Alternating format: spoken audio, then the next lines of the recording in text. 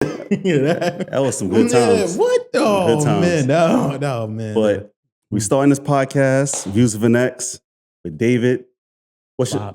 Slops. Call you Slops. David sounded so crazy. For this whole thing, I had to call you Slops? Slops. But it says David Slops. I thought that was like your last. I mean, you know what? If you want to sound classy, I went to Lachlan, and that's the last time anybody ever really called me like how you get the name Slops? Slops. That is from my computer teacher, and I had her from 4th to 6th grade. Yeah. I used to have Sloppy Joe stains all over my shirt, so she called me Sloppy Joe. And then, I used to walk. If you ever watch me walk, my foot is a little slanted. Yeah. So they used to call me Sloppy Foots. That was the second one. And then eventually my friends just chopped it down to Slops. And that was through everybody started calling you that. We went to high school. Most of my friends that went to junior high with me went to high school with me. And once you get a nickname in high school. I got Llama from high school. You're done. Yeah. You're done here. Yeah, everybody was calling me that. once you get a nickname in high school, if you was really if you mixy enough, once you get that name in high school, bro. I was on the football team, so it was no stopping. Once you mixy, only the people that go away can be that went away to high school, went away to college. Yeah. Only they could be like, well, I've reinvented myself. Those are the only Llama stuck. I went to BMCC, my nigga. I think I was 11th grade, I think I got Llama. Yeah. Yeah, that was it. Yeah, that's crazy. So Slops it is. I'm going to just call you Slops. I appreciate it. That's a crazy... Sloppy Joe. You used to eat the school Sloppy Joe? The school Sloppy Joe. I used to have the stains all over my shirt. I used to have one slide tucked in, one slide tucked out. Laces always untied. So, I lived up to the moniker for a very long time. Maybe even to this day still. I don't know. I'm not sure. I try not to be Slops. But my mom laughs at it whenever she sees me. She's very West Indian in it. And so she'll see me do something messed up. They're like, yes, Slops. Yes. And so she calls me when she's upset too. Yeah. So it's been a thing. That's funny as hell. I thank you for coming on this podcast. I appreciate you. You said we met because we're mutual podcasters. You have your own podcast. I have my own. I thought we met because of that. But you said you sent the DM to do a podcast. Yeah. And I didn't respond back. You had you did respond. You had put a question on Twitter and it was retweeted. Yeah. And I had responded and you hit me back. You said, I'm busy doing my thing right now. Yeah. You was like, when football season come around, we'll revisit it. Shit, you should have reminded me. Yeah. I didn't, like I said, this game and how it goes. A lot of how you were talking, which I don't take personal. Yeah. You know, because if I took it personal, I wouldn't be here. Right. I don't take it personal. People be busy. People have lives. Exactly. People say what they mean at that phase in their life. Yeah. 3-4 months later, you don't know where you're going to be at. So, I don't. If it makes sense, I can always do that. That's easy. Okay. I can always talk sports. We will discuss because now you're on your own podcast and you said it. So exactly. We will discuss. Yeah. So now I know. Now it's in my face. Now, I'm like, he did say that. But it's good to have you on here to talk about the X. Yes, sir. You've seen the post on. I wanted some more guests on, and you thought it was the perfect opportunity for you. Crazy because I did a one-man show. About a year I had leaving out the nest. And if you let my best friend tell it, he thought it was a way for me to get back my last ex, which it wasn't. What the hell? It was just, no, it wasn't really. It honestly, she was just a big part of the story. And she showed up. Yeah. She actually showed up to the one-man live show I did, which was, I thought it was an amazing show. People that was there thought it was an amazing show. I don't usually toot my own horn, but that was the first time I actually rehearsed to be on stage. I've been on stage to do live shows. That's the first time I rehearsed.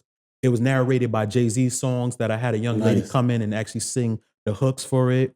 The chapters was broken down by Jay-Z's songs and all of that. I had a keyboard player and it was just me telling my story, my first year outside of the nest, my mom selling my childhood house and how tough it was for me and why I ended up leaving that ex. You get what I'm saying? And so, when that happened, it felt so dope to be able, I had gotten an idea from Jared Carmichael, he had did the show, I think it was Rothaniel. Where he actually came out. And the first half was a comedy special. And then the second half, it was just, it wasn't serious, but it was just him coming, when he came out, it was just him talking and him putting the pieces together in his mind of what his life is like now that everybody knows he's gay. And when I watched that, I was so inspired. I tweeted it. I was like, I want to do a live show just like that. Yeah. And my man's retweeted it was like, yo, you manifesting it. And I did it for my birthday. When I did it for my birthday, so many people came out, so many people supported, and they watched me break down step by step. My therapist came. My mom came, my stepfather came, my ex came. Right. She watched it, and just me talking about how I got my baby mother pregnant again. So I had to say that in front of my ex. I got my baby mother pregnant again. How many kids you have? I have 2. All right, we're going to get into that. So you're not talking about the baby mother? No. You wasn't with her? I wasn't with either of my baby mothers. Either? I have 2 baby mothers. Yeah, you sloppy. You real sloppy. At a point in my life, I was sloppy. And so the ex we are going to talk about, my daughter, I had it while we were working out some things. Got you. Yeah, you know what? Unless you want to do like a BET movie where you might wonder how I got into this. Unless you want to tell a story like that. Like, yeah, nutted in this shit. You probably wonder how I got here, right? I got here. Yeah. So let us know a little bit more about you. I'm Slops. Media personality, content creator. I've been at it for years. Since like we was on MySpace in Brooklyn doing teams. We threw parties across the street at Milk River. There's now a church. Yeah, Milk River was fire back in the day. Yeah. I don't know how they decided that's a church because there was a lot of sinning going on when we was throwing parties there. I started a blog because I figured that was a niche. Everybody was rapping back then. Yeah. And I didn't rap. So I was like, how do I make money off of people rapping? Figured we needed a blog. We made a blog. I started doing interviews and I was like, I love this shit. Yeah. So even when my friends kind of like decided to get jobs and stuff like that, I had to get a job as well. But when they decided to get a job and stuff, it kind of fell off from them. And I decided to keep pursuing it. As I kept pursuing it, I just fell more and more in love with it. I got to interview some of my favorite artists. You get what I'm saying? Yeah. And I just kept it going.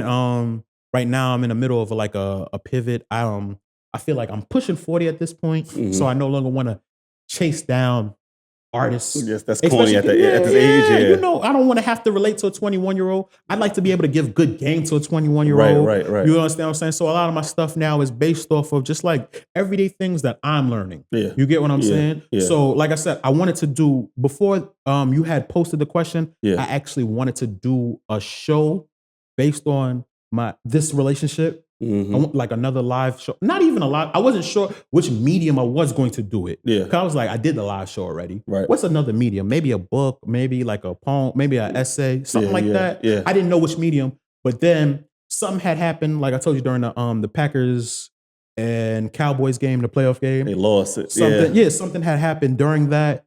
And I was just like, yo, nah, I'm not doing that much. And then I seen the question. I was like, this would be the perfect medium for me to get it out.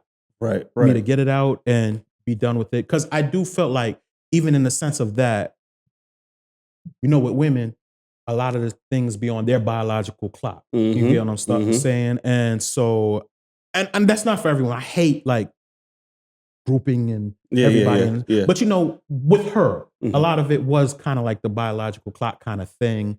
And, I felt like at that point, before I found out what I had found out, I thought like I wasted a lot of her time. So I did feel like I owed her an apology because she took me from my teenage years to manhood. You get what I'm saying? She was there through my You said 10 years. Yeah, through my very, very formative years. Right. You get what I'm saying? Well, you're trying to learn yourself as well.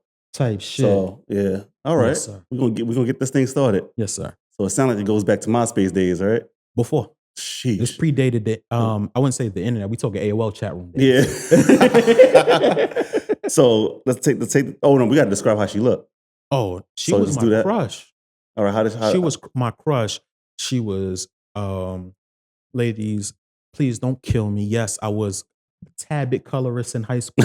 This is, you understand what I'm saying? Yeah. Like I don't even want to say it because I would fuck around and get myself in trouble. But I do have, my son's mother is a very beautiful, dark-skinned woman. So I don't want her to feel down. But in high school, I had the same taste as everybody. The light-skinned one, the light-skinned. Light-skinned, she was light-skinned with the light eyes. But that was the thing. With the hazel eyes. On both sides. And she was thick, had DT with the thighs to match with the eyed ass. You understand what I'm saying? Yeah. She had some really tiny ankles. We used to make fun of her about that. We used to be like, yo, how you have so much ass with such tiny ankles? You understand? Wow. Yeah. But this was before BBLs and stuff like that. Yeah. So it was natural, but very tiny ankles. So we got to give her name just on the ankles. Yeah. Like I said, the fake name I went with was Regina. Regina? Yeah, because I had a crush on Regina King since 227. So you got a crush on this girl. That that's sounds good. That's why I went with Regina. Regina sounds good. All right, let's do that. What's her background? Like, so she's light skinned, hazel eyes. You said she's nicely proportioned. Yes. What's her background? Her mother's side was American and her father's side was Panamanian. Okay. All right. And what is her sign? Capricorn. Capricorn. What's yours? I'm a Virgo. All right. I don't know. My listeners like that. Shout out to my best friend in the world, Andrew. He's a Cap too. So yeah. So you know what I'm saying. My listeners love that. They tell me that Caps mix well with Virgos.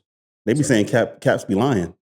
They be. I mean, I listen. I don't know. I don't know. We'll go through that. We'll go down the. We'll go down the road. So take us back to where this whole thing started.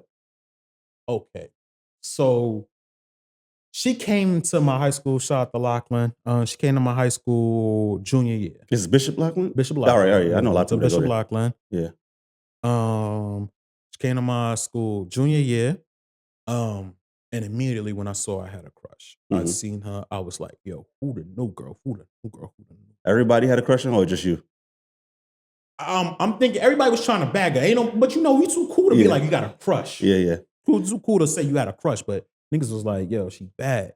And so at this point in my life, I can't even say a drought. I had lost my virginity at 13 and I ain't had sex since, you understand what I'm saying? I ain't had sex since junior year. You get what I'm saying? This is like right before freshman year. I had got my shit out the way, so I could brag on it. Yeah. But then I ain't do nothing since. And then, but I seen her and I'm preying. She had ended up going out with my man, my homie. Shout out to Justin. I had to recollect that like later on in life. I had seen him later on in life. And we had to Justin got lucky and bagged. Justin bagged Shorty. Justin actually bagged Shorty. So after Justin bagged Shorty, I had finally broken the seal and finally gotten some which led me into like a ton of trouble. From Regina? No, not from Regina. From another girl. So now I'm in my bag. I'm thinking, feeling yourself. I said, what? I forgot my first piece of high school. Such and such. That came with a lot of drama though, because I told like 3 people on the bus on my way to school what had happened. By the end of the day, everybody was like, oh, Slops, I heard. I'm like, I told 3 people. Then I ended up getting sick and I couldn't come to school the next day. I found out Shorty had brought her brothers up to the school to jump.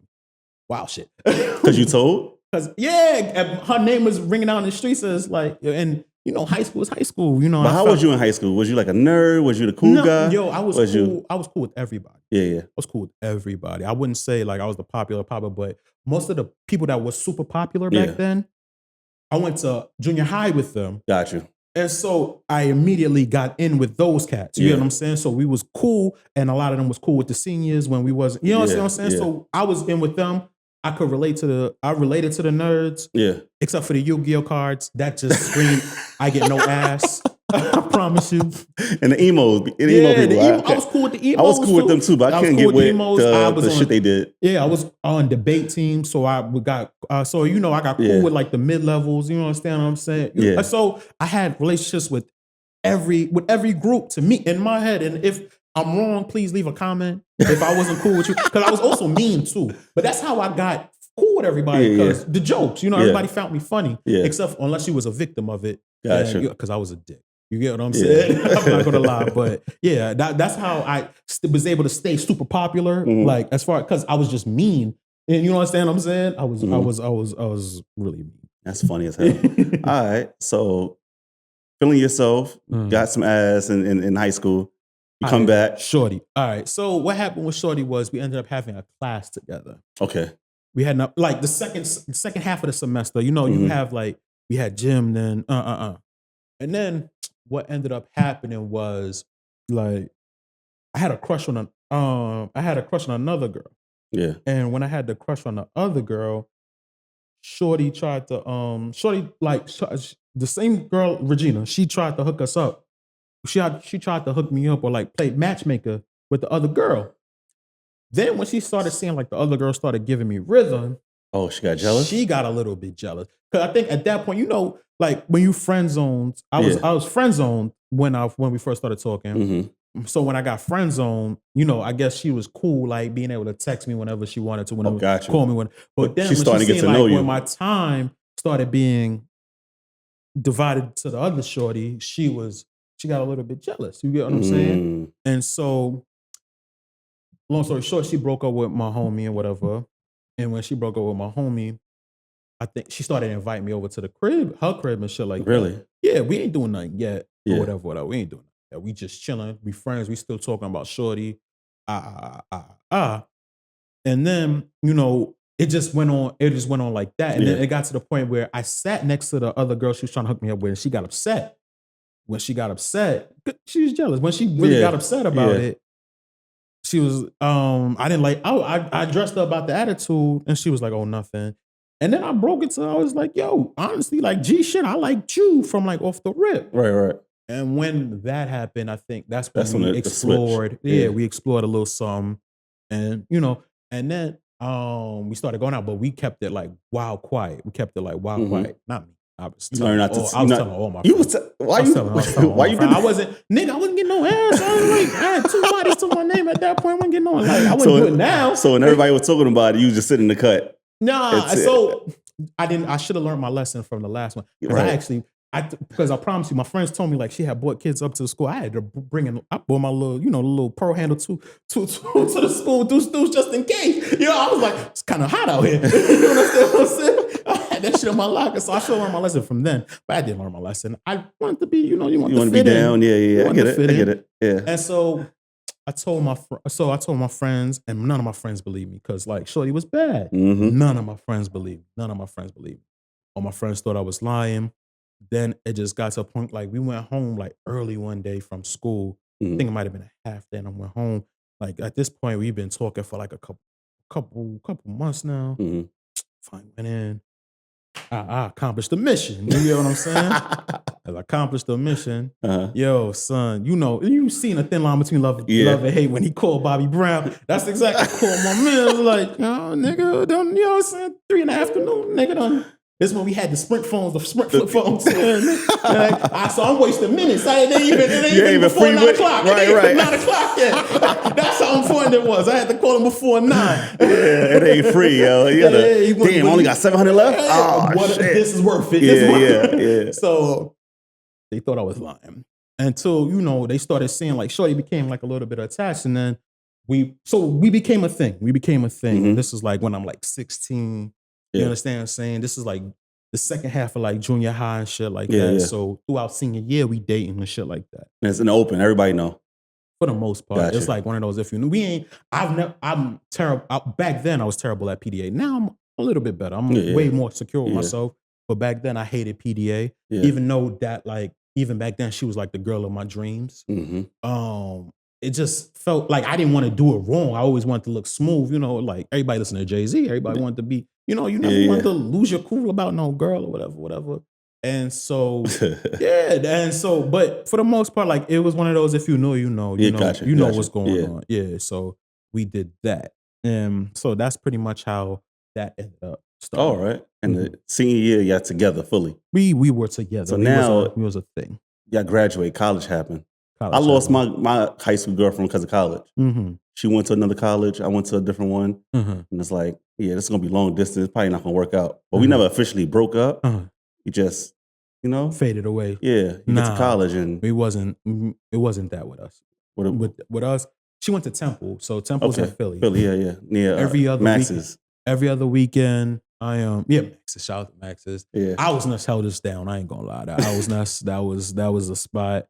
Shout out to thing. Temple was like up the block from the hood. You understand what I'm saying? I got some listeners that went there. Yeah, one thing I've learned about college campuses is either you in the sticks or you in the ghetto. Yeah. You understand what I'm saying? Yeah. You 2 blocks away from the ghetto. So Temple was one of those 2 blocks away from the ghetto. So you take the wrong turn, you are where AR Ab is from. You are right there. You understand what I'm saying? Shout out to me. Broad Street was a thing. You understand what I'm saying? So I'm out there like every other weekend and shit like that. Did you go to college? Huh? Did you go to college? BMCC. Gotcha. So you here. I'm local. And BMC, I wouldn't even call it that because like BMCC was a nightclub with books. That's, son, I wasn't even going to class. Nigga was just going to the fucking lobby and just chilling with bitches. Just why I got a whole girl. And so at that point, while she's away, I'm doing me. You know what I'm saying? But every weekend I made time to go see her. I'm cool with her family and everything like that. I'm going to see her. I'm going to see her. Like it was a tight bond. I remember this is how Kanye became one of my favorite artists because every time I'm on my way to go see her, the graduation was like, I mean, not graduation, this was before late registration, loud on my shit. Thug Motivation 102 was loud on my shit, just bumping that shit like on the Chinese bus. That shit used to stink. The stinky ass Chinese bus. Yeah, but $40 back and forth, you can't beat that. Yeah. So yeah, it was like that. I'm at her campus every weekend. I remember I used to hear her suite mates getting they back blown out. They are engaged. Because they are my Facebook friends right now. I used to, son, Shorty used to have a new nigga every fucking weekend I was there. She had a new nigga.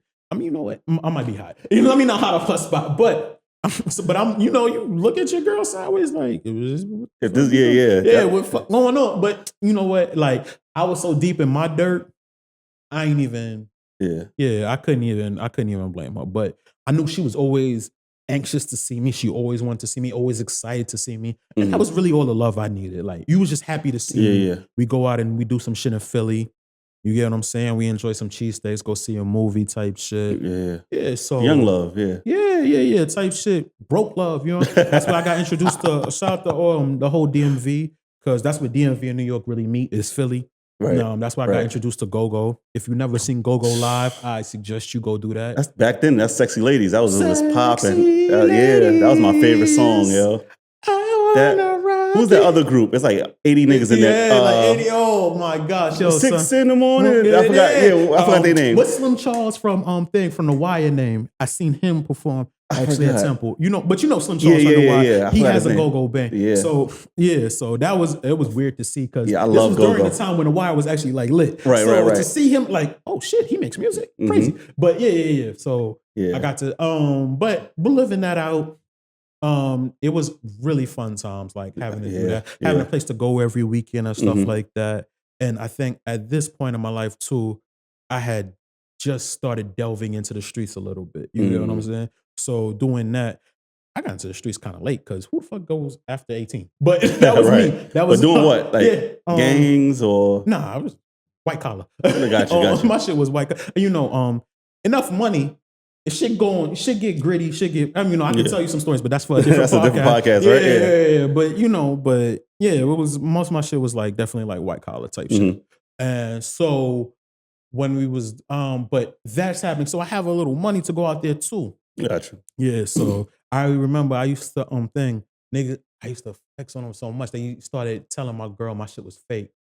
They started telling them. That's why I don't wear designer stuff now. I worked summer youth one time. Built all my money up. Yeah. That's when Visas was popping and jerseys. I bought a real authentic like jersey. I bought some 21 pockets, Visas. Yeah. My own hard-earned money. Went to school, had some 7s on, feeling myself. Everybody like, those shits is fake. Like, and I was like, never again. I would never do this again. You took it as that. I took it as hate. Like, I knew they was hate. It's hate. It came out when my girl was mad at me. She said that. Like, when Regina was mad at me, she definitely was like, oh, that's why they was talking about you and they was talking about how your shit was say. I'm like, that's hate. I'm like, these Broad Street niggas ain't know what Pradas look like. I bought that to them. Fuck is you talking about? You know what I'm saying? But it was definitely some hate. It was good times, man. Had my first threesome there. You know? Shout out to her. Not with the girl in the suite. The girl with the suite? Yeah, no. Oh, about to say. Her best friend went to Temple with her.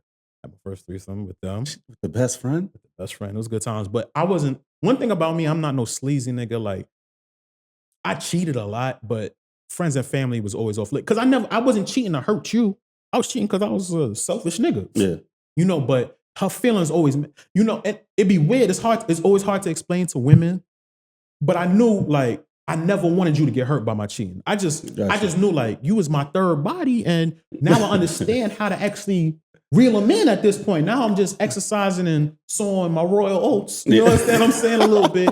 I'm just understanding how to get pussy. Yeah. So you know what I'm saying? But, like, once that happens, like, I've never I contacted her, like, her best friend on some, hey, how you doing type shit. Right. I never contacted her on, like, when we gonna do that, when we go, you know, because, you know, a lot of women's worries be like, if we do it with somebody I know, he might DM her later. Yeah. Boy, that was when we did that. That was You had a good time. We had a good time. But this is my boo, and I never wanted to lose her. And I never. Yeah. So everything, like when we was outside, it was so all you friends. when it was established, she had to pick the girl. Or it wasn't even established. It was just we was drunk. Gotcha. We was drunk that night, and I think her friend was rolling too. Her friend was rolling. We was drunk. Her friend was rolling. We was in the room. This was her second. This is her sophomore year. Right. So sophomore year in college. So now she has the on-campus apartment. She had the on-campus apartment. So we dolly. You understand what I'm saying? We're like, oh, so what's up? You understand what I'm saying? And that ended up happening and stuff like that. So it was like, it was a lot of. That's funny as hell. Yeah, no, like I said, that girl, she took me through, a lot of first experiences was with Shorty. You get what I'm saying? Yeah. A lot of first experiences. You're going from childhood now. Yeah, now now I'm feeling myself type shit. You know what I'm saying? Yeah. Outside of, did you graduate from BMCC? VMCC? No, I failed out. I flunked out my sophomore year because I realized college is not high school. Yeah. High school, I didn't have to study. I just passed everything. Yeah, you do your homework. I didn't do homework. I passed tests. I just passed the test. Damn. I didn't study. I just they was like, this is what we doing. Oh shit, my bad. I'm sorry. Yeah. I just did that and I was good. Yeah. College, I tried to play the same thing with that. Nah. You have to study in college. I don't give a fuck what college you go to. Yeah. You have to study. And I just didn't know how to. I just wasn't disciplined in my mind enough. You understand what I'm saying? I knew I had ADHD from before. Mm-hmm. But that's what stopped me from like focusing when I was studying. But like I said, I could pass everything. Right. It kicked my ass in college. Yeah, and I just same stopped. here. Yeah, I just stopped going to classes and they failed me out. Yeah, I used to take them tests. I'm like, this shit was not in the homework. This is not what we studied. Yeah. You had to really read the books to get the details. To get that, like, you had to pay attention to the conversations at class. I'm not going to half the classes. Like, I'm really going to school to like fuck with the bitches. BMCC has some bad bitches. Shout out to Cardi B. She's alumni. But BMCC had some bad bitches. You understand what I'm saying? I'm trying to figure out how to fuck with them. How to do it, yeah. All right, so you just living your life. And you was doing the white collar crime. So I had a little money, yeah. I'm matching the flies niggas in there. You get what I'm saying?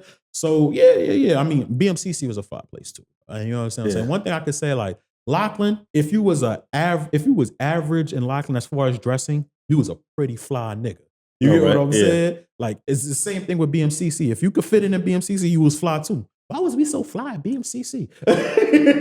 Like Laughlin, I get it because you pay tuition. Yeah. A lot of these people's parents were lawyers and doctors. You know what I'm saying? Right. But BMCC. I have no clue why we were so fly in BMCC. You understand what I'm saying? But yeah, it's the mindset, man. It's crazy. Shit. Yeah, facts. So now you just going back and forth to Philly. You didn't have a job or anything. You just I had going back and forth. Going back and forth to Philly. And how long did she graduate? She graduated. So you did that until she graduated? No, I think she transferred out after her junior year. After her junior year, she decided to come back, and she did her last year in New York. Which school exactly? It don't matter. She came back to New York. But she came back to New York. She definitely came back to New York. How was that? Now she's back home. Amazing. I was still doing my 1-2. Oh my God. I was absolutely still doing my 1-2. Now, how was you doing it? Like, how was you getting around? Was she a homebody? She was a homebody, but I think everybody knew that I had a wifey. Yeah. Everybody knew I had a wifey, so most of the women that I was dealing with played a position, played their role.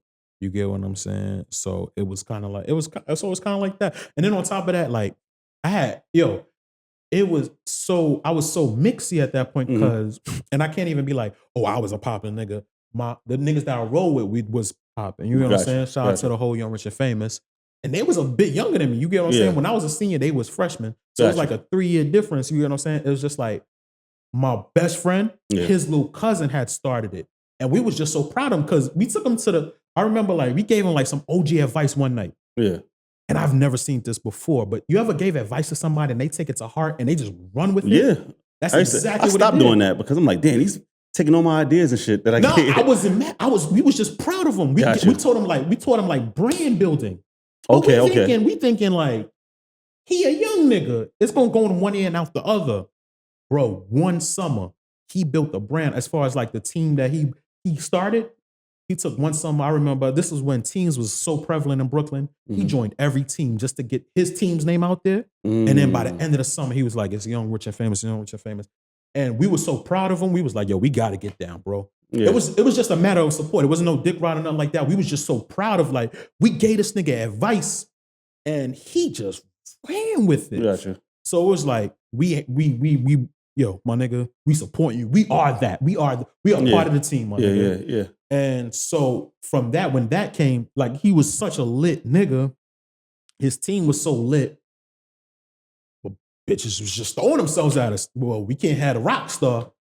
What you talking? And then when they talk to me, like, I'm always the type of person, like, I ain't going to initiate it, but once I get a bitch, I got a bitch. You get what I'm saying? Like, I can talk enough to be able to, like, if you I got scene, it reminded me of Backstage. Remember that scene?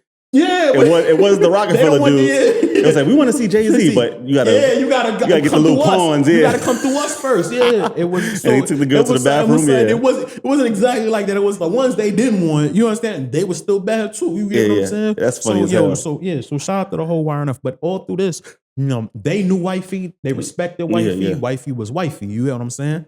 And so, what she thought about this, the Young, Rich, and Famous thing? She loved it because it was like entrepreneur. Like, one thing she always liked about me was my intellect. Gotcha. So me and my mans, as far as like us just being the older heads, we was trying to figure out how to brand it for real, how to make money off of it. Gotcha. So we began like throwing parties and stuff like that. I remember my man, shout out to my best friend Andrew, that's the Capricorn I was telling you about. Yeah. My man's, so like, get the money for our first party. This nigga ate nothing but French fries for like 2-3 months and sold weed. Like, and I'm not talking, he sold weed like crack. He really like was on the corner selling weed, bro. To fund this party. To fund the first party. That was go back. French fries? French fries and barbecue sauce for like a month and a half straight, like hustle. Because that's when it was like $1.50. Yeah, I bet. You get what I'm saying? And that's how he survived. And the nigga really got the bag off of that. Put up our first rack to get Seabreeze. We got Seabreeze. Once the little homie I was telling you about, once he put his name on that shit, he was the fuck up out of here. That first party flipped. Shit was crowded. Yo, we did a vibe. I think we definitely shook Brooklyn. I can't even be like, yo, we didn't shake Brooklyn. I don't like taking crazy credit for it because I know it wasn't my name. Yeah. I know I was a soldier in his army. Whatever they needed me to do, I did. You get what I'm saying? Yeah. But just to be a part of it and see how it shaped Brooklyn and stuff like that, we still left an imprint on what's going on. And my shorty, like I said, she loved it because she knew, like, I don't need my ego fed. Yeah. But she saw like the ideas I was putting out. She was like, yo, I never thought about that. I never thought about this. I never thought about that. And I'm just giving him ideas and we're giving ideas and we just feeding through. Yo, we had this thing called like gazebo music because my man had a gazebo in the back. we listened to Mafia music by Rick Ross. Yeah. We smoked because he was like, I came up with a strategy to come up mathematically. That was like our mindset, our mantra. And we just sit back and we just smoke and we just think about how to get money. How do we brand this thing? Where do we go to the next level? And we came up with stuff. And so it was just a dope time. It was an amazing time in my life. And like looking back at it, it was like super dope. And like I said, I had a shorty like who at that point, she was still my crush. I still think she was beautiful to that day. You get what not I'm saying? Now? She's fired? I mean, she's not fired no more? We'll talk. But she was to that day. And then she was absolutely disgusting as far as like, when like doing nasty things. Like, honestly, anything that I wanted outside of it was kind of greed and just like how I was raised. You get what I'm saying? Yeah. Like, I thought you were supposed to have multiple bitches. You get what I'm saying? And so that's what I was doing. At that time, it was like, oh, you the man if you have multiple bitches. You understand what I'm saying? And then like, I'm a product of my dad cheating on his wife. Really? My mother was the outside relationship. You get what I'm saying?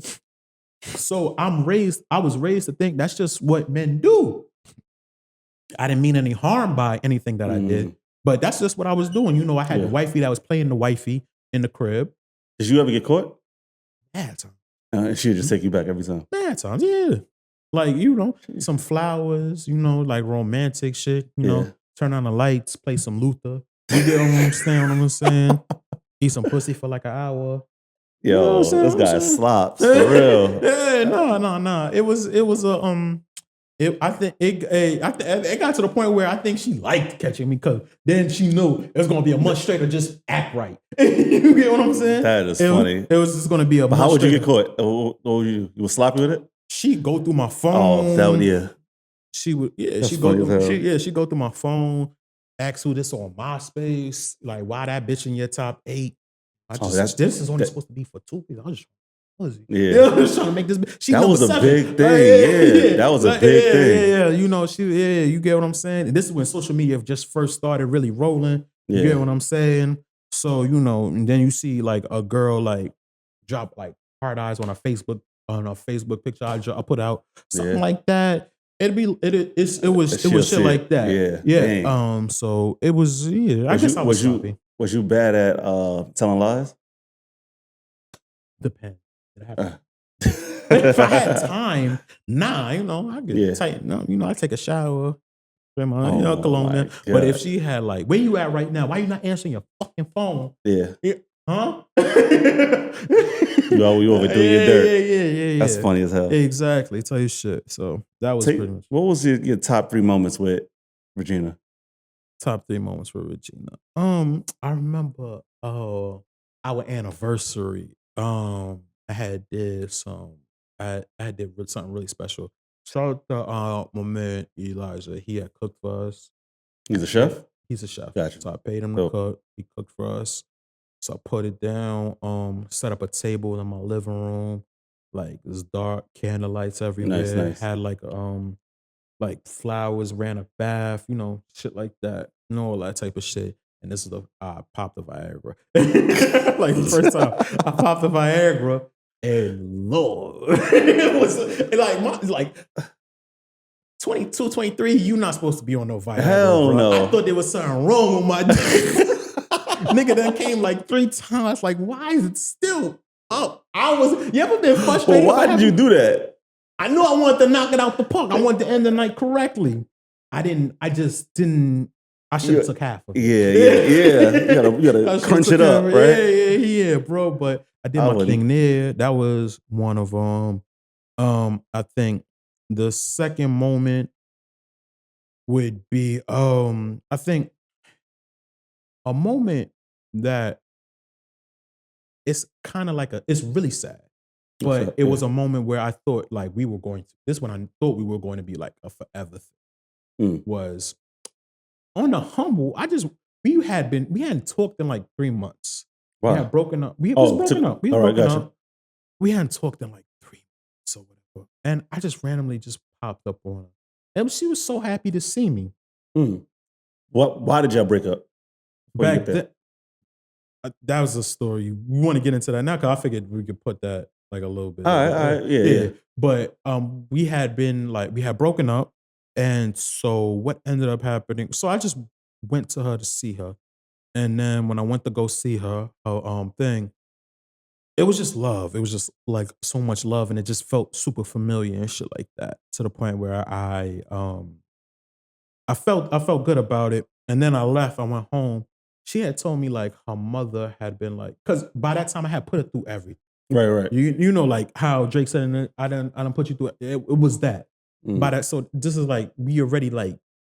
This is when we were like in the 10th year in type shit. And I had put her through so much. What ended up happening was like she was just like still in love with me, and her mother she talked to her moms about it, and her moms was just like, "Yo, I get it. People gonna talk. But if he's the person you want, that's the person. You should be with." And then the next day, her mom died. Her mom had died. And I remember like she had called me like 3, 4 times. Mind you, we ain't talking like 3 months. So I'm like, and she blowing up my phone already. That's crazy. Like, I didn't even hit. I just showed love that day. So I called her. Yeah. Worst thing in the world why I didn't answer the call when she had called me those days. I was at another bitch crib. But we wasn't fucking, So at this time I'm fucking down a regular degular, but that's why I didn't answer the phone that night. So I had called her the next morning, calling, screaming, like bombs passed. I'm like, Yeah. Like, and I think it was like a moment for me, like at that point in time, I was just like, that's crazy. Her mom just had like one of the last serious conversations she had with her mother was about me. Yeah. And so that kind of fucked me up a little bit too. So I guess that was one of the moments, like her mom's seeing me in that light. Cause I know her mom saw what her put through. And I think her mom just chalked it up to me being young. Yeah, yeah, yeah. You get what I'm saying? So I think that was definitely like one of the moments. And as for a third moment, I would definitely say like I think just like walking around like Temple, like being able to show her off, like, you know, like you when you're a New York nigga, that go everywhere. Yeah, And yeah. her just being so proud of me. You know what I'm saying? Yeah, that's a good feeling. Yeah, that was just it. Cause you know niggas like when she on campus, niggas throwing it at her like 24/7. So for her to hold her chin up, yeah, this my man. Yeah. That was a good feeling in Philly. You get what I'm saying? You know, you can't let everybody's a Bama when you're from New York. So you ain't gonna let these young ain't finna style on me. Baddest bitch on the campus. Fuck is you talking about? So that's how I felt. You understand what I'm saying? So I think those were like that's three special funny. ones. Yeah.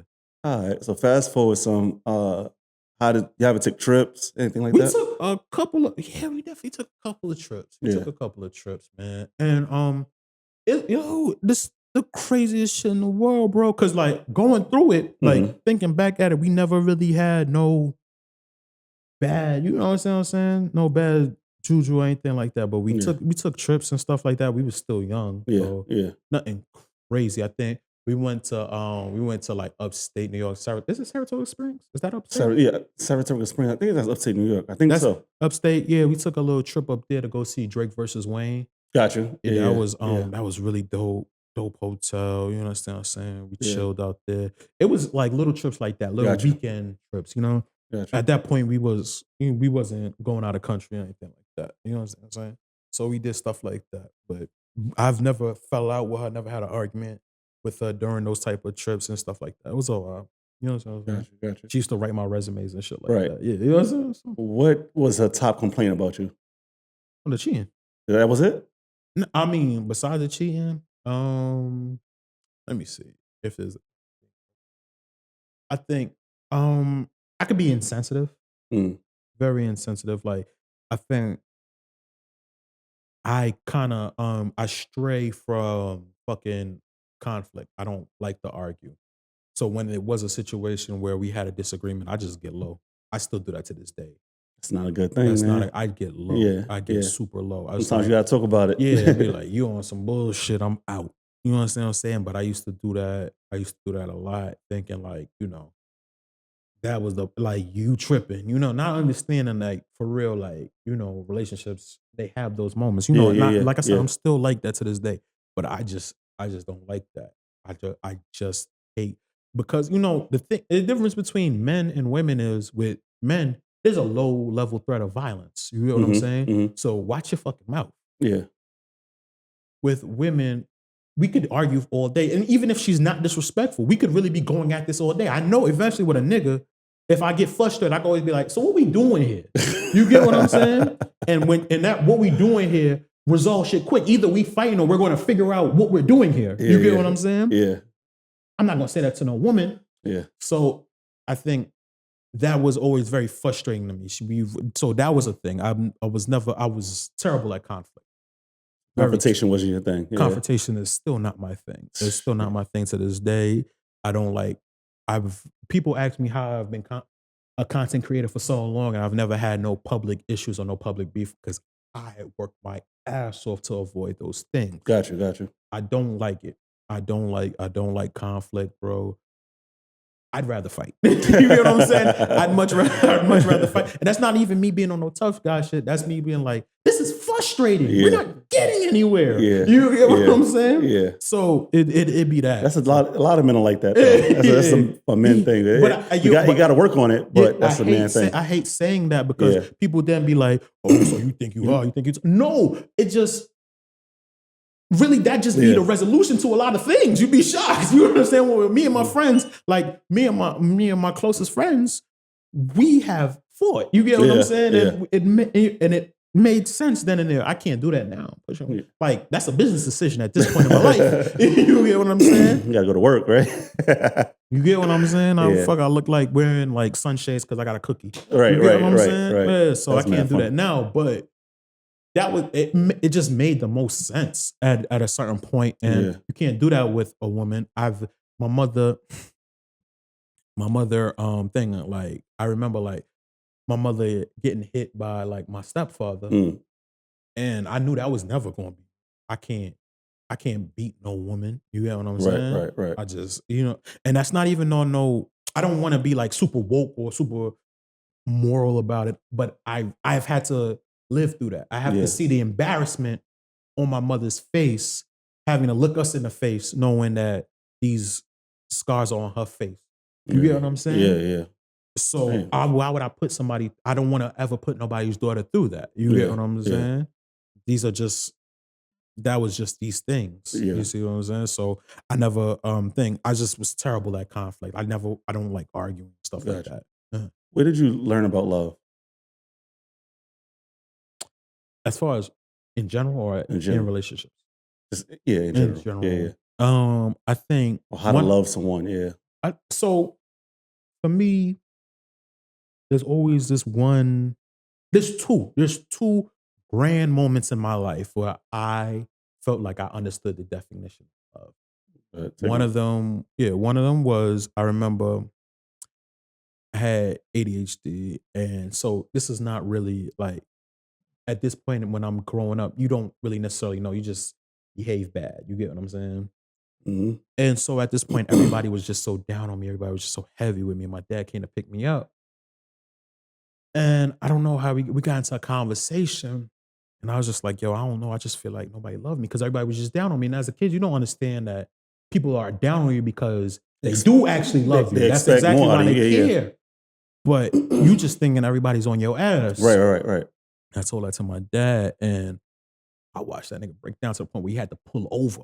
And then he dead, like, I've never seen, it's like my dad was like bawling, crying, like, yo, everything I do is for you. Like, all I got is the utmost love for you. That's all. He was like, yo, I love you so much. You're my only son. How can I not love you? And like, that was like the first time like I understood like love can make a grown man cry. Right. Shit. And I think first time I felt that in my heart was when I had my daughter. And like my daughter, she couldn't walk at the time. So she was standing on like a couch. Yeah. And she turned back and she smiled at me. Yeah. And I cried. And it was the weirdest. I couldn't understand why I'm crying. But like I teared, and it was just like just her smiling, it fucked me up. And that's when I knew, like, you've done nothing for me. Gotcha. It's not beneficial for me in any way. But I die before I let anything happen to you. And that's when I really actually got it. Because going through that relationship, I always believed like love was a loyalty thing for men. I thought it was something that was felt by women, and it's a matter of loyalty for men.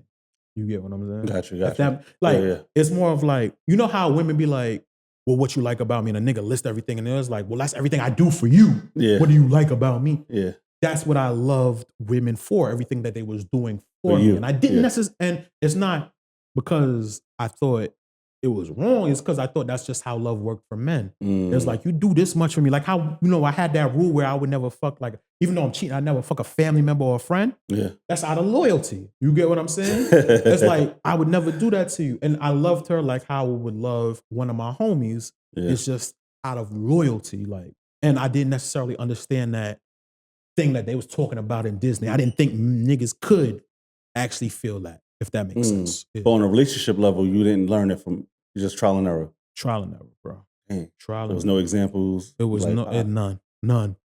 Dang. None. Yeah. I can't. I had my mom on my podcast and we talked about that. Yeah.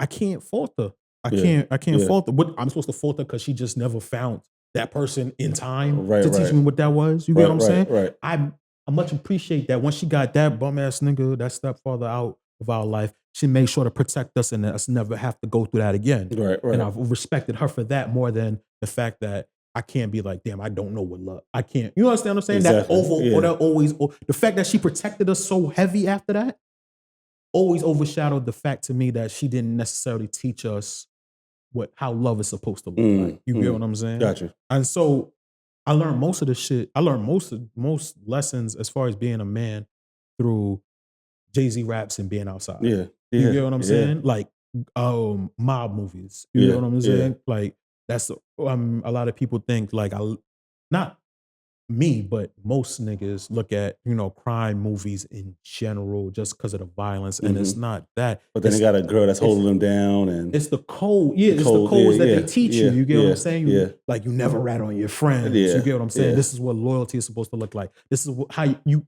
make sure your girl is always straight. You get what I'm saying? Yeah. These are the principles and the values. And then so I had to learn from movies because even when you outside, life don't work like that. Hell no. You have to have your own set of standards and morals that exactly that's on you because niggas don't, you as much as we romanticize the streets, the reason we romanticize it is because it's difficult to follow these ethics and codes, and so you respect the ones who do that. You get what I'm saying? Exactly. I feel like man. What would you say it was some red flags in Regina? Red flags with her? Yeah. She was clingy as fuck. That was a thing. Yeah, that was a thing we had to go through. I guess one of the red flags I should have looked for at the time was the fact that she was dating my man, and then she moved to me. Because that was high school. Yeah, but that was high school, so I ain't think none of it. Yeah. How did your man take that? When I hollered at him, he kept it real player. He kept it real player. You get what I'm saying? And he never threw shade. Gotcha. It was kind of weird senior year, but we still talked, we still chopped it up, but it was still kind of weird.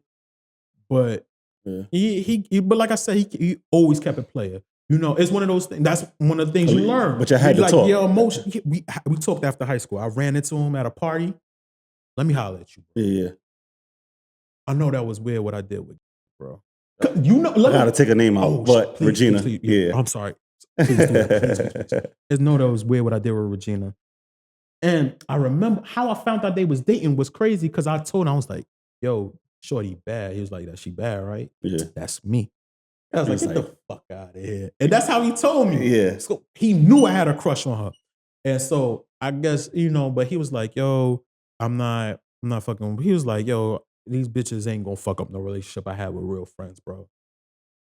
And that's how he took it. Like I said, his behavior was a little bit different, but I always respected that because you can't, as much as we try to hide our emotions, your emotions are your emotions, but his emotions never let him to do no weird hating shit. You can feel the vibe, and you're allowed to feel the vibe because you can't help how you feel. You understand what I'm saying? I want all young niggas to know that. Mm-hmm. When a nigga say keep it player, don't mean don't feel. You're going to feel. Yeah. It's not letting your emotions determine your actions. Yeah. And he never once let his emotions determine his actions. That was good. And I always respected him about that. Yeah. Never once. When I talked to him, he handled it real player. He told me like, yo, I ain't tripping over no bitch. We was so solid. We was solid in high school, bro. And that's how I'm looking at it. Such and such. And we dapped it up, show love. We partied together, pop a bottle or two in the club, and we was cool that night. You get what I'm saying? I wish that happened to me. Some dude that dated my ex, he wanted to fight me. I'm like, the hell is wrong with you? Like, nah, why you talking to me? Like, niggas is not player. You understand what I'm saying? Like I said, one thing I respect the boy was player about it. He was a real player, so I respected it. All right. Take us to where this thing went downhill. Because you're doing your cheating. Oh, okay. And she's probably living her life, getting a job, working. Type shit. So, did she ever step out? In between, yes. She did? She definitely did. I read her diary. Oh, take us to that moment. Oh, all right. You read her diary? I read her diary. Bro, so what happened was I was cheating so much, she lost interest. But we was just together. It was one of those very middling times in our relationship. How old were you at this time? Probably about like 24. Oh, how many years in? Probably like 6-7 years Damn, in. Yeah, we was in there. We was, and at this time, so it's going to your peaks and valleys. At this point, our relationship is now just routine. Yeah. It's routine at this point. So she did, so I'm noticing like she just handling shit with less care. She like not emotionally into it. We're just like I said, we're just doing things out of routine and shit like that. And so you felt the little pullback and shit like that type shit. I think one time I'm at her crib, went through her diary, and she was fucking with one of the niggas from high school that was a little bit older than us and shit like that. All that. Pressed her about it and all that. Can't claim she told me the truth and like that. You had to sit with it. I had to sit with it because I know like the dirt I was doing and shit like that. And so was that an excuse? Like you was doing your thing, so I went and did my thing? I don't know. I know she lost interest. Gotcha. I know she had lost interest in me. She had lost interest in me. And I think that hurt probably more because like, to go from somebody that adores you to this nigga here. You know what I'm saying? It's a very hurtful feeling. Yeah. And I don't think while I was with her, I don't think I ever felt like that. I never felt like, she's here. You get what I'm saying? I never felt like that. Like she was always my crush, my mind. Yeah. And so, it was like Hov said, I know what a nigga did was whack, but you don't get a nigga back like that. Type shit. And so, so when that happened, I think we stopped, we paused, then we had to like do that. And we had to realize like, yo, we really just want each other. Yeah. Like at the end of the day, we really do just want each other. That's what the end goal was. And I think it made us a little bit stronger, which is going to sound like some sucker shit to you fellas. And I don't mind. I really don't mind. I don't give a fuck.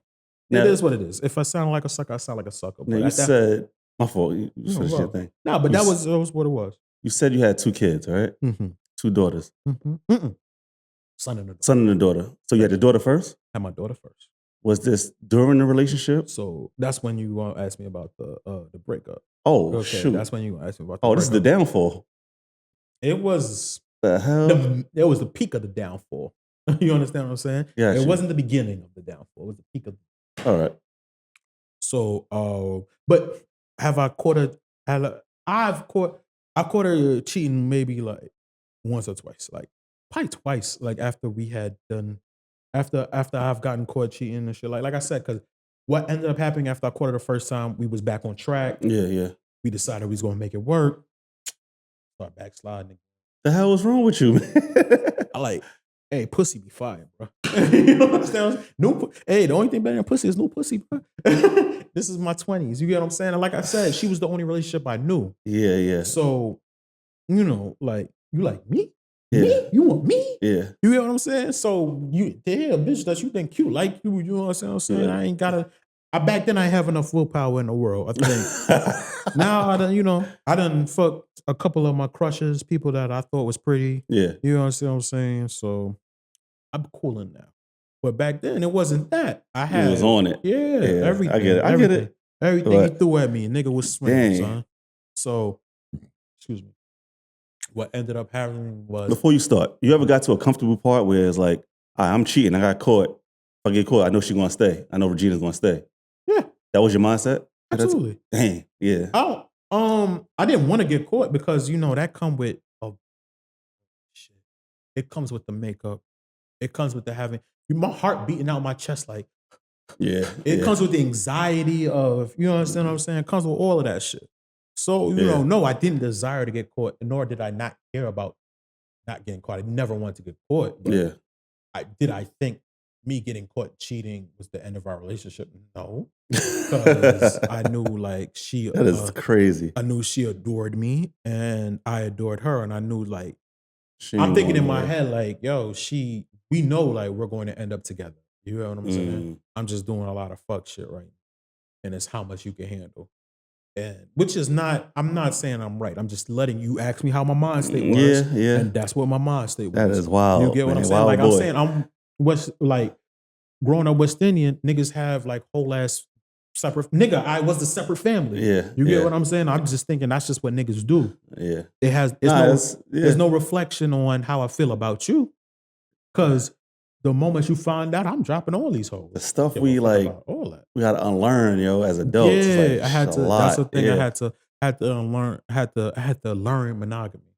I Yeah. had to learn that monogamy is boring as shit. It's, yeah, but responsibility be boring, bro. Yeah. You know what I'm saying? Responsibility be boring. That's how it is, bro. Man. So fast forward a little bit. You meet this girl, and you slip up. Okay, so how that happened? I'm gonna tell you how. I went back to what I was telling you. I went back to my ways. Shit. But I had cut most of I had like one reliable, that I'm texting, such and such. Yeah, gotten back to a good place. Me and Shorty, she's adoring me again, which felt so amazing. I think, she's feeling me. We are back into it. It's love. Love is love. And I appreciate her for it. And I felt good because, what made me appreciate it was the fact that she wasn't feeling me at one point. So she had to take that away for me to be like, oh my God, she likes me so much. You get what I'm saying? And when my crush, the woman that I adore, the woman I think is so amazing, so beautiful, likes me back. She had to take it away for me to get that feeling. Once I got that feeling, I was in it. I was really in it. So I had whittled down a bunch of them. Gotcha. Like I said, I still had this old reliable joint. We're good. Had a little session. Smash up. Go take a shower. At this point, my phone was cut. My phone being cut, I'm operating off of Wi-Fi on my iPod. This is like I used to do that. The iPod Touch. When I left college, I didn't have no phone. My iPod Touch was getting my iMessages. Yeah. I know that. Son, I had to go buy Starbucks.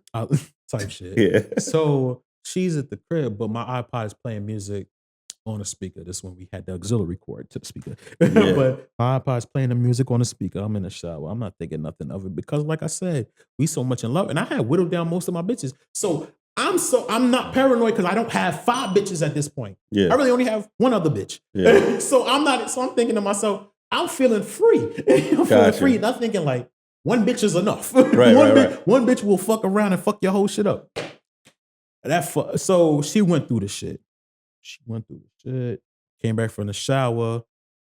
Shit thrown at me. Why are you doing this? Why you keep doing it? I can't keep doing this with you. Had to explain to her like, yo, had to do the little regular routine. We went through the regular routine.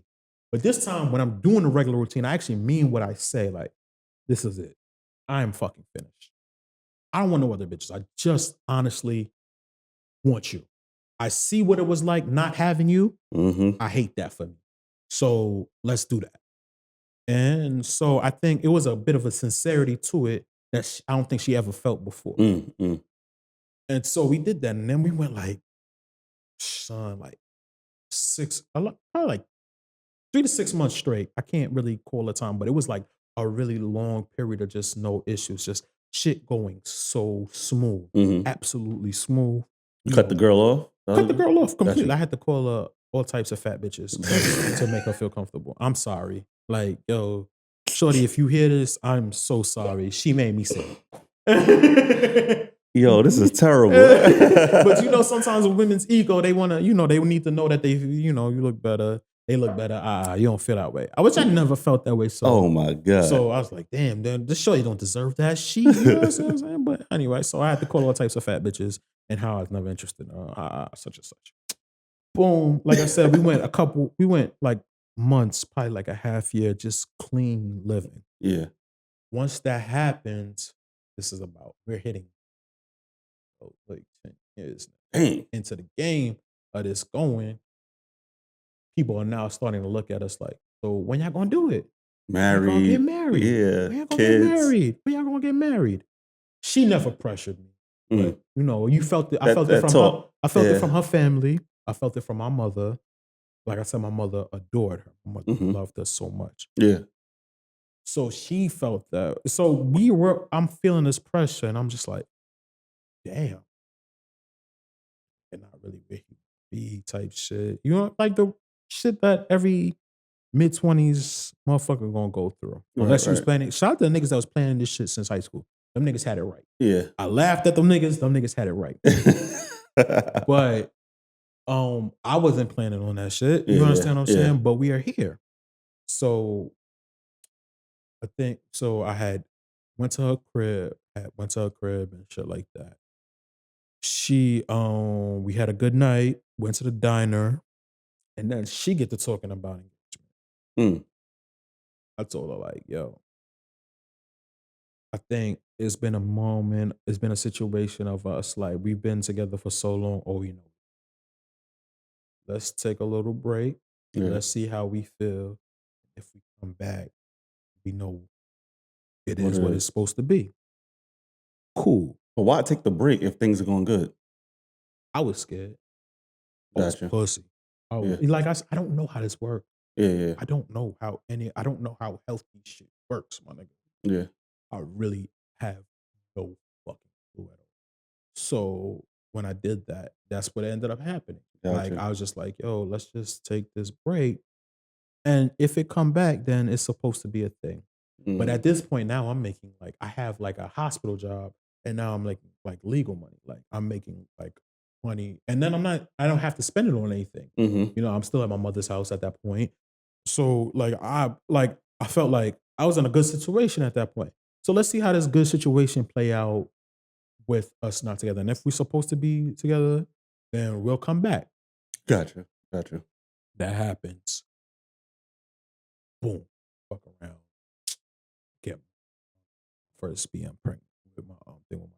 This is all reliable now? Or somebody else? So was somebody else. She was I was dating you know how I found out that my BM was pregnant? Oh. Her best friend had to DM me at a sonogram because she was blocked. My BM was blocked when I found out she was pregnant. How? We had went on a couple of dates. I had smashed up such and such. I was like, I ain't really feeling. You know what I'm saying? I ain't really like how it was going. I wasn't with it. So I just, we got into a little tisk, block. I'm single living my life because, this is in between that. I'm single living my life. Blocked, my nigga. Blocked. About a month later, best friend got it in her brain to DM me, which I'm thankful for. To this day, she did that. Yeah. DM me like, yo, shorty pregnant. So she sent me a sonogram. Shorty blocked on everything. I'm like, damn. Gotta unblock her. Go up in there. Unblock her. Go see if this is true. You understand what I'm saying? It turned out to be true, obviously. Okay. So at this point now, I'm like, oh shit. Like, how the fuck does this happen? Then by this time, while I'm not, like I said, I'm already beefing with shorty that I'm having a baby with. I'm talking to my second baby mother at the time. Wait, you got somebody else pregnant at the same time? Type shit. What the hell? Yeah, I got Slops is really your name, man. Yo, so what? So peep this. We was friends with benefits at the time. My son's mother. We was friends with benefits at the time. She kept warning me. Like my first BM was like, she doesn't think she could have kids. So I'm thinking, all right, it's green light. Yeah. But shout out to my second BM. She always told me like, yo, right now, because I'm going raw. She's letting me know all the time, like, yo, pregnant, I'm keeping it. She was telling me. And I'm like, whatever. Damn. You understand what I'm saying? So we do that. This is while on a break. While we on break. So while I'm on break, I'm smashing down my second baby mom. I'm venting. I'm pillow talking about my second baby mom, about my first baby mom. Yeah. Because I'm not fucking my baby moms while she's pregnant. We talking, we're in contact, obviously, because she's pregnant. Right. But I'm smashing on my friends with benefits type shit. Yeah. Then I'm like, yo, I'm going to bring a kid into this world. I want to do it on some family type vibe. Hit Regina. How you doing? Mm-hmm. So she was like, I'm like, yo, you willing to try again? She was like, all right, we could do that. Let's try. But I still have the friends with benefits at the time. Still had the friends with benefits. You told her about the first kid. Who? About the kid that's coming on the way. The friends with benefits? You told Regina this? Or you just trying to make it work? I'm trying to figure it out. I'm trying to see. I'm checking her temperature at this point. I'm checking her temperature. Oh my God. Checking her temperature at this point. So how this work? So now I'm knocking. So now I'm knocking down Shorty. And I'm trying to make it work with Regina. As I'm working with Regina, I explained to her like the situation that I have, and she was like, "Yo, at this point, bro, it's no games. What are we doing? It's like shit will get off the pot." And I'm like, "I'm cool with that. I am mentally in a place where I'm ready for it. But we've been apart for like maybe like a year now. I know you've had experiences. I've had experiences. Let me court you. Let me figure out like what's changed about us. Cause this is like, we're now in our mid-20s. Like, we're not the same people. Let's rekindle. Let's not, I don't want to go back to that high school shit we was on. And it was just, she was like pressuring me down. She's not trying to hear that. Like, dog, we've been together 10 years. Are you marrying me or not? Type shit. Yeah. And I'm just like, yo, what's wrong with dating? So we're doing this while going back and forth while we're dating. I'm dating her. Other baby moms come up. Oh, I ain't pregnant. I'm like, and you didn't even tell her about the first one. I think I had just explained it to her. How did she take to it? She was like, you really left me to do that dumb shit when we could have just did this here. We didn't have to lose any time, which she was right, but the fuck you want me to say? It happens. I can't, you know what I'm saying? I can't deny it. So that happens. Second one get pregnant. I ain't telling about the second one yet. Trying to work it out with her. Oh my God. Boom. Regina turned up pregnant. Regina turns up. What the hell you was doing? I was trying to show her how much I loved her. You get what I'm saying? You did it on purpose? She was the only one I was like, if it happened, it happened. I wasn't doing it on purpose, but if it happened, it happened at that point. So Regina and Friends with Benefits pregnant at the same time. So I tell Friends with Benefits. This is all within the same year? It's all the same year. Yo, God forbid when you pass away, your headstone got to say slops real big because this is crazy. You are a sloppy dude. Not just the name. Slops. Not just the name. But you are a sloppy dude, yo. So what ended up happening was like the Friends with Benefits, like she had warned me off rip. I get pregnant, I am keeping this shit. Holy shit. I told Regina, like, yo, this is my life. This is what's going on.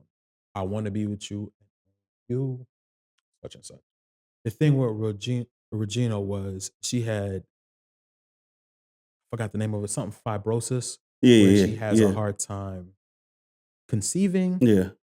And she also has a hard time holding on full term. What was supposed to happen was after she told me she's pregnant, I told her I had somebody else pregnant. That's what I told her.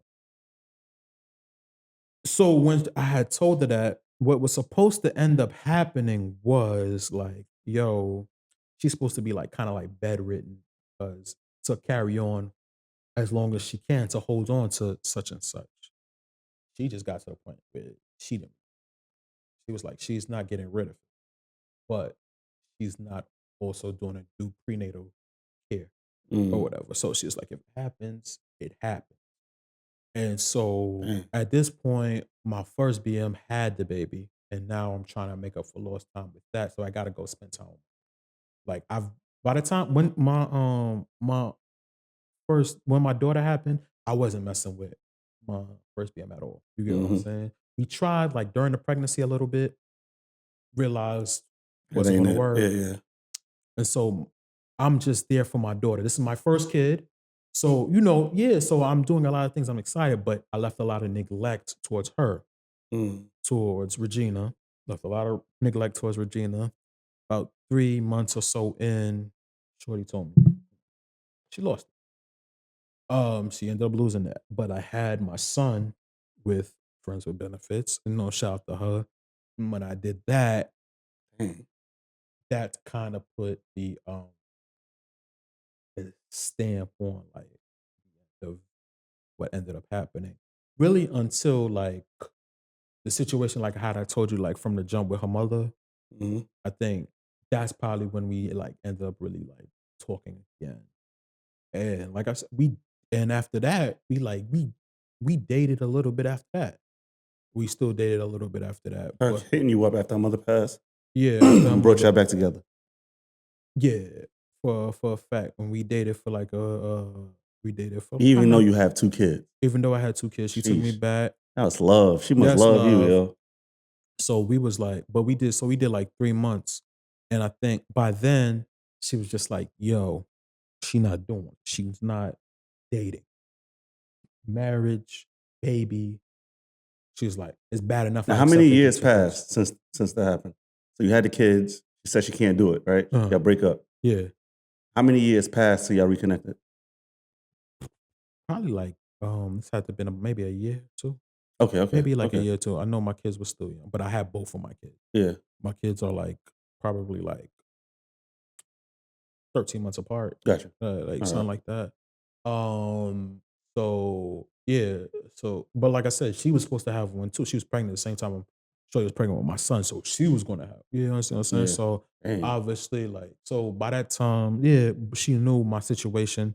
She's cool with my situation. She had took me back, and like I said, this time she wasn't bullshitting about like shit like that. She was like it's this or that, and I'm just like, yo, bro, we are different. You've dated other niggas. You know more what you like. I've dated other women. My situation is completely different. I have kids. Yeah. Let's figure like if we're in it for the long haul, let's figure out the long haul. Yeah. Let's figure out what it is. And she wasn't really trying to hit that bullshit. And so after that last time we really tried, which wasn't bad at all. I remember we went to go see Uncut Gems together. Have you I seen that movie, yeah. Yeah, but I'm saying though, after that, we was on an edible. Fucked to the Weeknd's our first album. Have you ever fucked to I don't listen to the House of Weeknd. Balloons? No, I don't listen to the Weeknd. Gotta try it. House of Balloons. Amazing sex album. But yeah, so we did that and like matching pajamas and everything like that. Like we was doing it and she just wanted next level. She just wanted next level. And I'm just like, it wasn't that I wasn't ready to do next level. It's like you're a different person. You're not the same Regina from high school. Let me learn who you are first. And that still was just a deal breaker to us. I guess she still thought I was playing games. And she just wasn't with it. Boom. So that ended up happening. So, but I think a few years later after that, I hit her on some drunk text and shit. We started texting. Then when what I realized was with that ended up happening was like, I don't even think she was interested in me. She was trying to fuck. You know what I'm saying? Yeah, at that point. So now you're just a tool. Yeah. And I didn't, any other bitch is like, oh shit, this is lit. But with her, like, nah, like, bitch, I love you. Yeah. You understand what I'm saying? Deeper than that. Like, you family. Like, it's not that. And so we ain't connect. We ain't connect on that, which is weird because imagine a nigga telling you, like, I was the guy. And so that happens. And so we didn't connect. And then, like, but still in the back of my mind, I always thought, like, you never know. We could be, because my mom still talks to her every now and then. Yeah. You get what I'm saying? The last conversation with her mother, I always still thought like we could. Always could. You never know. Yeah. Any relationship that I had after that, they was like living in the shadow of Regina. Yeah, that happens. And so what ended up happening, like I said, what ended up happening was the thing I found out during the Cowboys Packers playoff game. That's what it was like, oh, she's dead to me at this point. Why is that? All right. So this is recent. This is last year. This is recent. Every now and then I'd run into her because I was still cool with her cousin. I ran into Milk River, actually. Right. One time I was hosting a show, Milk River, her cousin was performing. Her cousin, like a female rapper, she brought her with her. When I seen each other, it was all love. We was on each other type shit. So what ended up happening was I do bouncer work on the side. I called my homie over because I was working a club like up the block from him. Yeah. Called him over. More like, I wouldn't even, he's like an older guy. And he's like, so he guides me through shit. He's kind of like OG. And he had broken up with his ex. And he was just like, if you want to do it, you could, It was like, I was like, I think I'm like that with most of my exes. Yeah. Except for her. Like her, I probably never be able to like really ever say in my head, I'm over her. Yeah. So I think that happened kind of like in November. Mm-hmm. Like, yeah, we was talking about that shit. We was talking about her. And he knows Shorty because he know her cousin. Like, he helps the cousin with the rap career and shit like that. So he knows the cousin and shit like that. So during the playoff game, the Packers game, I went to boy house. He actually doesn't live too far from here. So I went to his house. We chopping and we talking about like music and all that type of shit. It's like, yo, I said, tell you, Shorty that you told me was off limits. Kind of hit, bro. And you told him she was off limits, and he hit. He hit. And he hit. And he hit. And he hit. How does this happen? If you told your man, she off limits, and he does that, now we got beef. So here's my situation with that, right? That's crazy. And you gotta, if you can't walk me through it yourself. What happened was, like, I know she be in his vicinity. You get what I'm saying? I knew she just off the cousin and shit like that. But that's my man. You get what I'm saying? I'm thinking, like, once I tell him, like, show your limits, tell me the story. The nigga broke down and cried to me about the shit. He told me, he was like, yo, I gotta tell you what happened, like, on a drunk night. Wow. Shorty. It happened. Like, and I'm like, damn, bro. Like, it's like one thing, like, if you just ran into my ex, and then it's the fact that I gave you specific instructions, like this was the one not to play about. Yeah. Because I could see myself, like, if it all goes wrong, that might be the one. Yeah. And boy was like, yeah. And like, he really like cried, put it on his mom's. He was like, yeah, because his mom's had passed and shit like that. Like, how hurt he was about this shit and how he never went to, like, how it fucked him up type shit. Right. You know what I'm saying? And like, he's like, and since then he's always like tried to, he put his best foot forward and like making it up to me. You get what I'm saying? But I took it as a sign from like God, like, yo, bro, I know that was the one that you thought life don't work out like how you think it's gonna work out. You know, and I think I needed something like that to show me like, oh, we're done. And so that's what really happened. And so I don't know, like, I wanted to be so mad at boy, but it's hard to watch a grown man cry in front of you. It's hard to watch a grown man cry in front of you. I don't think any nigga owe me that much. Right. I don't think any nigga that, yo, that nigga has funded, like, yo, I put, like, the nigga, like, before that had happened, I remember, like, the nigga had given me, like, the last out of his pocket to, like, go down and make some shit happen, like, in Miami and shit like that. Like, just like to, like, follow my dream. Yeah. You get what I'm saying? So I had to, he helped me produce the one-man show, put it together. You know, this is like my brother. And so I'm like super heavily conflicted about it. You get what I'm saying? And, you know, even still to this day, you know, it still stings, it still hurts. But the nigga didn't have to tell me. Right. Didn't have to tell me. And just the emotion that poured out of it from that, you know, the only thing I could hope is that it's not a continuous thing. And it's not on the fact that I still want Shorty, just off of like the respect part. Yeah. Off of you get what I'm saying? Like, you know, so because that still crosses my mind every now and then, like, still, you get what I'm saying? Yeah. But besides that, like, other than that, I've always had like the utmost respect for the nigga. Yeah. Always had the utmost respect for the nigga. And I wasn't with Shorty. You know, like I said, I took it as a sign from God. It was time to probably like let that be over how it was supposed to be over. You close the chapter, right? Yeah, it closed the end of that. You know, I'm happy with somebody else at this point. So it's just, and your Cowboys lost. That's crazy. That night. And that's the fucked up part about it. You was already feeling it. The fucked up part about it was during the game, but that game was over during the game. It was blown out. Yeah. It was a punch. So it was like, gosh. You get what I'm saying? Damn. So I had to deal with it that night, and I ain't never gonna forget Jordan Love because of that night. I am never going to forget Jordan Love. That's why I asked Tina. I'm like, is Jordan Love good? Because Jordan Love is forever going to be Hall of Fame in my mind. He's decent. He's young, but he's decent. Yeah. Is Jordan Love good? Because I am never going to forget who Jordan Love is. Jordan Love is never going to be nondescript to me. You get what I'm saying? Jordan Love. Jordan Love is forever going to be that nigga. You understand what I'm saying? In my head. So, yeah. Did you ever reach out to her to ask like why? And I texted her. Yeah, what'd you say? She didn't respond. I texted her. I was just like, dang. I just said, yo, what's good? I was just like, yo, what's good? Let me ask you something. You understand what I'm saying? And it was, because you know what ended up happening?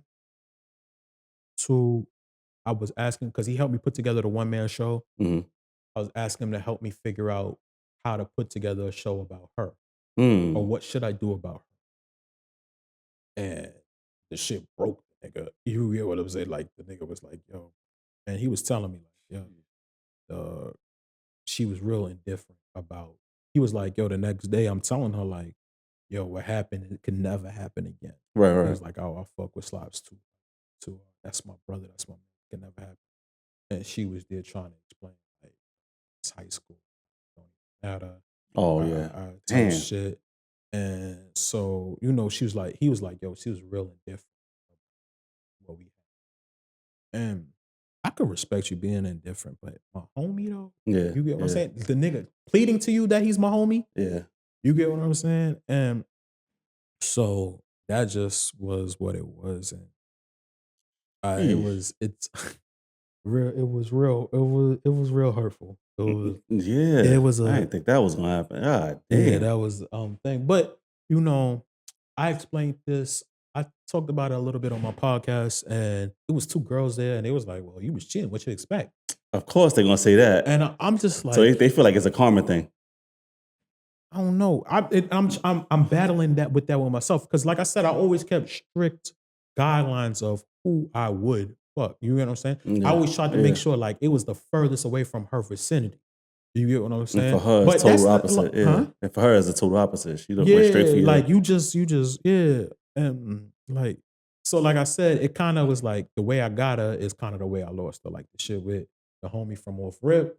When I was full circle. The way I got her is kind of the way like it ended in my head, and it is what it is. That is that. I would like to. I still would like to holler at her, talk to her, like closure. I don't know. I know if it's closure. I just want to thank her for the years she put up with me because no matter even if she did do that, you know what I'm saying? It don't erase all the good and all the shit she got me through in my life. You get what I'm saying? That's like I remember I had a cast on my foot because I had like surgery on my foot, and I'm like boiling in pain. You understand what I'm saying? Because them perkies is just not doing it for my foot. And like she's there like holding me, cuddling me, like telling me I'm gonna be all right. You get what I'm saying? Like crying in pain, my nigga. It's like shit like that. You know, like her coming over when I'm not home, her coming over on a Sunday helping my moms with shit. Right. You get what I'm saying? Like it was that type of relationship. And it was like the only like you asked me like what was my picture of love? Yeah. She was the muse. Yeah. You get what I'm saying? She was the first, and she was the first ideal vision I ever had on what love is. Yeah. And so that just what ended up happening. So that was really that. That's tough. What would you say is the biggest lesson learned from this whole thing? Yeah, my fault. And is there any regrets you have? The biggest lesson I learned from this was your actions affect whether you mean it to or not. Your actions affect. It just does. I'm a person, I don't do anything out of malicious intent. I don't mean it. My friend tell me to this day, I fucked up so much. This is what my best friend told me. He's like, yo, he fucked up so much. If he ever find out the day that I was doing this shit on purpose, we're fighting. We have to fight. You know what I'm saying? Because my name is just not Slops as far as a nickname. It's a personality that comes with that times. And he was like, yo, if I find out this was intentional, bro, we have to fight. And so it made me like tighten up a little bit, at least to know that my actions do affect other people, mean it to or not. You get what I'm saying? And also, like, life goes on. Yeah. It's some cold shit though. I think that's the coldest shit about it. Like life is going to keep going. Right. You understand what I'm saying? I have to pick up the pieces, not having that fallback of knowing like this is the person I'm going to eventually marry. I've been through other relationships. I've been through dope relationships since then.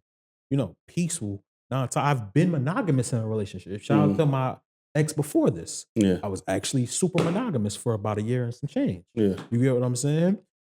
That's what I learned. I learned from that. Just like I have something good. Let me not fuck it up. I was monogamous to her, but man, that's what I learned. What was the second? The regret. Any regrets? If I was going to have kids, I love my kids to death. It should have been with. I sense that. Yeah, you understand. So that was probably. How are you healing from this? Like, are you just moving on, or you just any therapy? I have no clue. Yeah, I have no clue. I still talk to boy, because because he's like I get the nigga that the nigga puts his best foot forward to apologize. You get what I'm saying? Nigga puts his best foot forward to apologize. So I still talk to the nigga.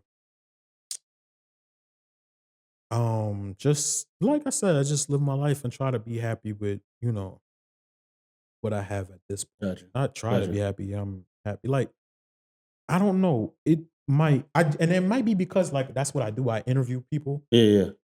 I probably won't be able to fully close until I get the chop it with shorty. Gotcha. Yeah. I don't know. Maybe time heals all wounds. Maybe if I give it enough time, I won't have to chop it with shorty. Right. But at this point, how I'm feeling, I need to get that indifference in a room. I need to look her in the face and feel that it's there, that indifference. Because for you to fuck him, I know there's indifference. I know there's that's high school type shit. I know there has to be something there. Either that or you was just being like malicious. Right. It's one or the other. Yeah. Either you just don't give a fuck about me to that level or you was being malicious. And it's one or the other. Yeah. And so I would like to know which one it was. Was it malice when you did it, or was it just like, nigga? But I fuck with the nigga like on some, type shit. Dang. But somebody going through a heartbreak or breakup, what's some advice you would give them? Heartbreak. It sucks to say at this point, but time heals. Yeah. It does. Life gonna go on. Life gonna go on, bro. You know that story that I told you about my dad? Yeah. My dad died when I was 13. So I had to learn from there. Time is going to go on. It's going to keep moving. Yeah. Same thing with heartbreak, because that's very relatable. It's the same thing. In my mind, like it taps that same part of the brain. Time is going to heal. You got to feel your feels. Yeah. Please. Like, man, I'm telling you. Yeah. Keeping it play is one thing, but when you by yourself, when you with your lady, when you with your therapist, feel your feels. Exactly. Feel your feels. Talk to who you got to talk to. Like I have I have a great friend group where they gonna call me tender dick or whatever. But no matter what, if they feel like I'm tripping or not, they're gonna be there for me and they're gonna walk me through things. That's dope. They're gonna take me through things and they're gonna tell me where I'm bugging after I feel my feels. You get what I'm saying? Yeah. And man, you had a wild life, man. Like I said, that one man show was me feeling my feels. And like my best friend he thought it was really me trying to get back. The same girl I told you I was monogamous with. Yeah. Like he thought it was trying to get her back. And I was like, it wasn't that. It's just that she was such a important part of the story. It may sound as such. Gotcha. You get what I'm saying? But it just is that, like I feel my feels and I try to turn them into art. You know what I'm saying? I try to turn them into art. I'm not the best singer. I'm not an actor. You get what I'm saying? This is what I do, like as far as like the mics Content, and shit like that. Yeah. So I turned it into that. I try to figure out the best medium. Like I said, I was going to do that before I found out about that one. Right. And I appreciate it though. Yeah, You come to tell your story. that's why when it popped up, I was like, it's perfect, right? Yeah. I was like, this is the perfect medium right here. Man, you know, so somebody mediate it. Yeah, right. Yeah, type shit. But that's tough, man. Mm-hmm. It's just how life, a cycle. Like, cycle, bro, life gonna throw curveballs at you, bro. And I love it for that. I do. I love it for that. You get what I'm saying? I just watched some more. You know the comedian Small? Yeah. She was like, yo, getting old is like throwing a Plinko chip down, throwing a Plinko chip down, you know, and that's what it is, bro. You know, like, and now I have to watch my mom's, and thank God she doesn't, at her advanced age, she doesn't have dementia. Yeah. She's, you know, she's active. She doesn't need me for everything. You get what I'm saying? That's how life goes. You get what I'm saying? I really was at a point in time when my grandmother was alive. I was telling myself, like, if my grandmother or my mother go, you got to take me with them. The way it ended up working was my grandmother came down with dementia. And what ended up happening was I was able to let her go little by little, pace by pace. You know what I'm saying? And I consider myself lucky for that. Right. You get what I'm saying? I was able to reconcile like the fact that she's going to leave pretty soon through that. Every now and then I get her personality. Yeah. She remembered certain things. So I could hold on to that, get to say bye to that. Yeah. And then when she flipped out the switch, I realized like she's going soon. You get what I'm saying? Yeah. And that's just, life gonna fuck you up, man. Life gonna fuck you up. The older battle you get, scars. I have them physical and mental. You get what I'm saying? So I ain't complaining. My life ain't worse than a lot of people. You get what I'm saying? I have a 1-bedroom apartment that I've been holding down for 3 years by myself. I am pretty excited about that because I know a lot of people was like, once my mom sold the house, they wasn't sure how I was going to get along. You know, I'm here. I have a great relationship with both of my kids. My kids know who their father is. Yeah. They are not hungry. Yeah. You know what I'm saying? I contact them. I just hollered at my daughter earlier today. You know what I'm saying? And I'm just, you know what I'm saying? And I can't complain. I cannot complain, bro. I cannot complain. You come at it with an attitude of gratitude. And so this was one of the smaller things in my life when you look at it like that. You get what I'm saying? Yeah. But it hurt like a motherfucker though. I bet. I'm hurting for you, man. That's I appreciate that. Thank you. You know what? I guess I had to talk to a guy about it because you know women was just like, well, you brought it on yourself. Nah. And you know, I was feeling that for a long time. Like, damn, maybe I'm not allowed to really grieve it. How she was probably hurt grieved. to the point where it was probably fuck you. I'm gonna do this because he didn't care about me. So I'm gonna do this, but it's like, damn, like I said, like though, the Jay-Z lyric, like you don't get. That's why when you ask what song would you, that's why I picked Song Cry. Song Cry. Yeah, that's the next question. Yeah, what's the song you dedicate? Yeah, the song I dedicated was Song Cry. That's exactly why I dedicated it because I was just like, you know what? I gotta holler at her. You right. I gotta understand the intent. Was you just freaking off that night, or was it like, fuck you, David? You know what I'm saying? That's wild. Yeah. If she did her own episode, what would you think she would say about you? If she was to have an episode here? Yeah. I don't know at this point with her, as far as, because her doing that, I would think like before, it'd be like the vice versa. Like I took her to womanhood. You get what I'm saying? We was our first real relationship. Gotcha. You get what I'm saying? We did a certain amount of things. Yeah. You get what I'm saying? We was our first on a lot of things. Yeah. And so I would hope it would be that. But like I said, I'm not 1,000,000% sure. Yeah. I'm not 1,000,000% sure. All right. Yeah. What is last words, anything if we end in the episode here? Because that it took a turn. Yeah. I wasn't expecting that. I know it took a turn. You know, I know it took a turn. Because he was all like, damn, bro, you really ain't shit. So now you feeling bad. You lost the one you wanted. I know that feeling. That's what inspired this podcast. I lost the one I wanted. Really? Yeah. I want you to, you gotta pull up to the ADD, man. I wanna chop it up with you on how this started, man. Last words, man. Yo, we ain't here forever. Yeah. Love. You're gonna get hurt. whether you protect yourself or you don't, you're going to get hurt. Love. Feel that freedom of just loving people. You know what I'm saying? Like I've held myself back from it a lot of times, man, but it's no better feeling than to take that mask off in front of a person and they still is like, damn, dog. Like you still beautiful. You know what I'm saying? Yeah. There's no better feeling. And whether it's fleeting or it's forever, it's a vibe, bro. Right, and right. it's you deserve it. Like, man, you deserve that. I promise you, I swear to God, you deserve that. You did some shit. You've been through some shit. Black man, you deserve love. You get what I'm saying? So when you getting it, receive it.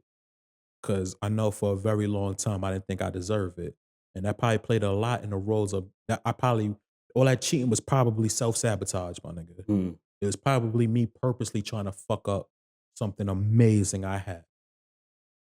Don't make my mistakes, you know. Slops did that. So hopefully you wouldn't have to go through that. But, so like, yeah, just, you know, love. Love with a full heart. If you get hurt, understand and know can't nobody take you for idiot because you decided to love. You know what I'm saying? It's a part of the game.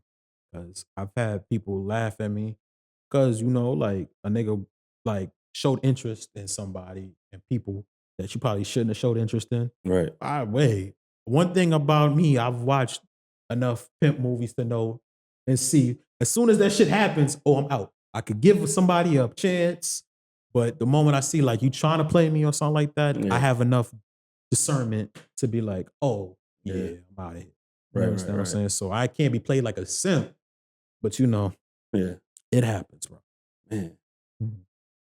Anything you want to promote, shout out, where people can find you? Absolutely. I have a 420 sesh/party. It's going to be a party because my man Wilgate's gonna make sure it's a motherfucking party. I would like you to come through. It's called Sneaky Links. We're doing it here in Brooklyn.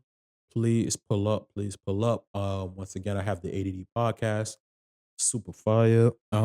It's just me and Tina trying to figure out how to be big fucking adults because that shit's tough. As I just spent about 2 hours showing y'all. Also the event. That's just me hollering at dope ass creatives and entrepreneurs trying to figure out what's in their heads, getting in their shit. Just subscribe to my YouTube page, man. That's Slopshotya. That's SLOPSSHOTYA. Subscribe, man. It's a lot of dope content. You're gonna find something you like on that motherfucker. That's dope. That's dope. Appreciate you. Thank you, Slops, man. I appreciate you, bro. I feel way better. Everybody say that, man. Might be the Remy. But that's been Views of an X. Hey, man, yo, this was fire. Yes, Thank you so much. yes. This show is definitely needed, bro. Thank you. Thank you.